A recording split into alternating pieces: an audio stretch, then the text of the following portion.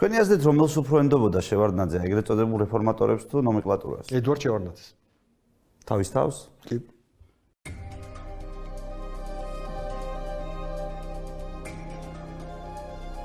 შინაგან საქმეთა მინისტრად ინიშნება შოთა კვირაია, რომელიც ჯაბა იოსელიანს ერთ-ერთმა კანონიერმა ქურდმა წარადგინა მოსკოვში.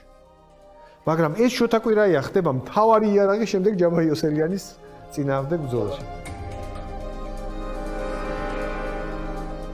აკაკი ბაქრაძე, რომელიც იყო ერთ-ერთი ძალიან დიდი მეცნიერი და დიდი პიროვნება, ზუსტად გამსახურდიას უნდოდა რომ ის მუღალმაგიდაში შემოსულიყო და პარლამენტში კენჭიერა. ბაქრაძე დაამუშავეს რომ არავითარ შემთხვევაში დახმობა არ ეთქვა.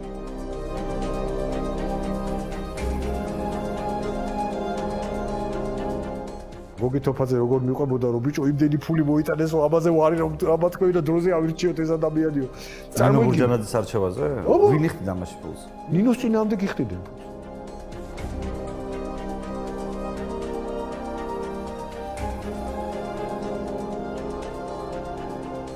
სააკაშვილის და ჟვანიას ურთიერთობა მაინტერესებს. როგორ ვითარდებოდა მათი ურთიერთობა და როგორი იყო სხვადასხვა ეტაპზე? ზურა ჟვანიასა და მიშას შორის იყო ძალიან დაძაბული. რა ქონდათ გასაყოფი?